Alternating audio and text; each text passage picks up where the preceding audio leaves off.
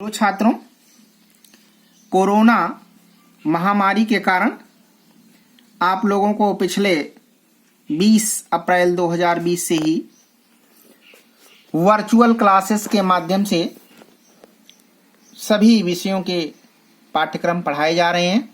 उसी क्रम में कक्षा 11 रसायन विज्ञान में आज हम आपको रासायनिक आबंध तथा आणविक संरचना नामक अध्याय पढ़ाऊंगा।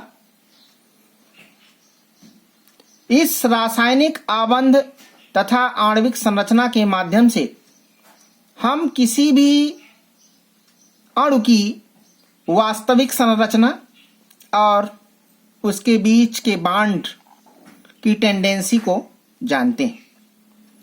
तो आइए लेसन का नाम नोट करते हैं, chemical bonding and molecular structure. Chemical bonding and molecular structure. आइए समझते हैं कि रासायनिक आबंध क्या है।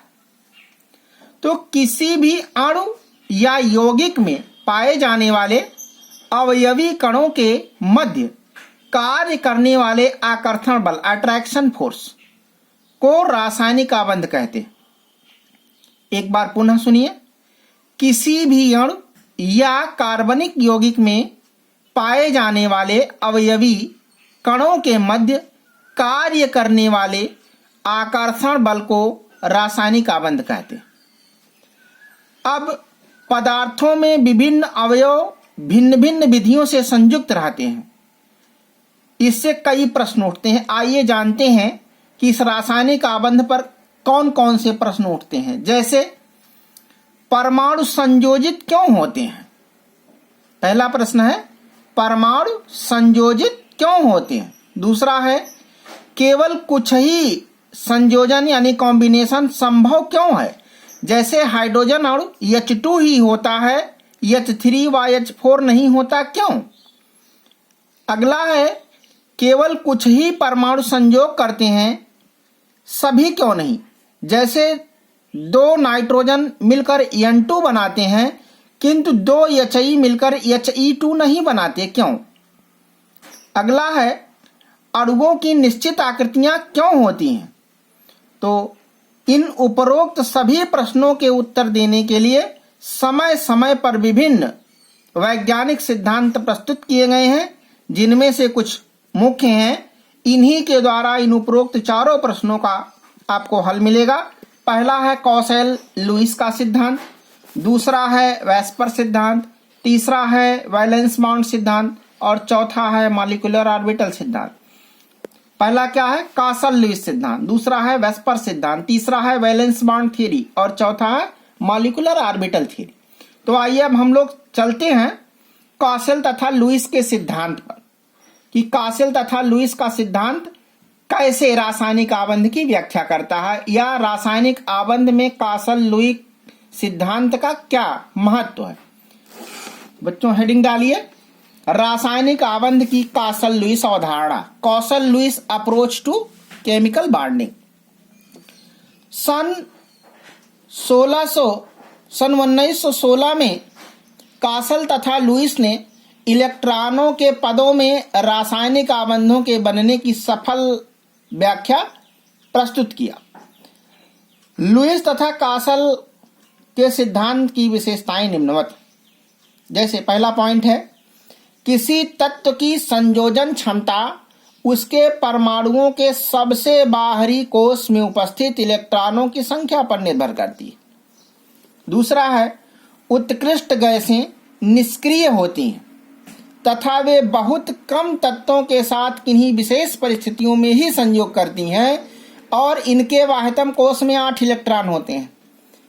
यानी उत्कृष्ट गैसों के बाह्यतम कोश में आउटर मोस्ट सेल में कितने इलेक्ट्रॉन होते हैं? 8 इलेक्ट्रॉन होते हैं और इनके इलेक्ट्रॉनिक विन्यास निम्न है। अब उत्कृष्ट गैसें कौन कौन सी हैं?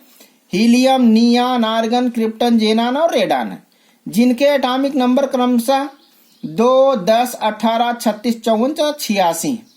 अब अगर इनके आउटर मोस्ट सेल में देखें तो तत्व हीलियम को छोड़कर जितने भी तत्व हैं सबके आउटर सेल में 8 इलेक्ट्रॉन है, जिनमें से 2 इलेक्ट्रॉन आउटर सेल के S सब डिवीजन में और 6 इलेक्ट्रॉन P सब डिवीजन में। तो इस समूह के सभी तत्वों में हीलियम को छोड़कर बाकी के 8 इलेक्ट्रॉन हैं। अब सभी तत्वों की प्रकृति अस्थायित्व प्रदान करने की होती है। क्या होती है?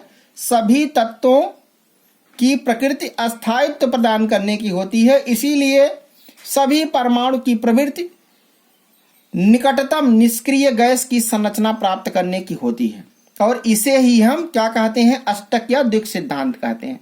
यानी कोई भी अन्य तत्व अपने आउटर मोस्ट सेल में अपने निकटवर्ती अक्रिय गैस की ही संरचना प्राप्त करना चाहता है। तो इसको क्या कहते हैं? लुईस तथा कौशल का सिद्धांत। आइए अब हम लोग यह जाने कि परमाणुओं के संयोजन की विधियां क्या क्या हैं। परमाणुओं के संयोजन की विधियां क्या क्या हैं?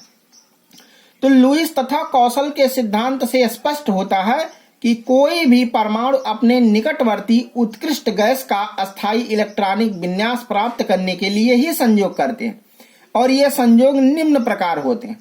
जैसे पहला है, एक परमाणु से दूसरे परमाणु को इलेक्ट्रॉन स्थानांतरित करके, अर्थात इस प्रकार परमाणुओं के बीच कार्य करने वाला आकर्षण बल वैद्युत संयोजक आबंध कहलाता है, और वैद्युत संयोजक आबंध को ही हम आयनिक बॉन्ड भी कहते हैं। दूसरा प्रकार हो सकता है, 2 परमाणुओं द्वारा इलेक्ट्रॉनों की साझेदारी शेयरिंग करके, इस प्रकार के आबंध को सहसंयोजक आबंध कहते हैं।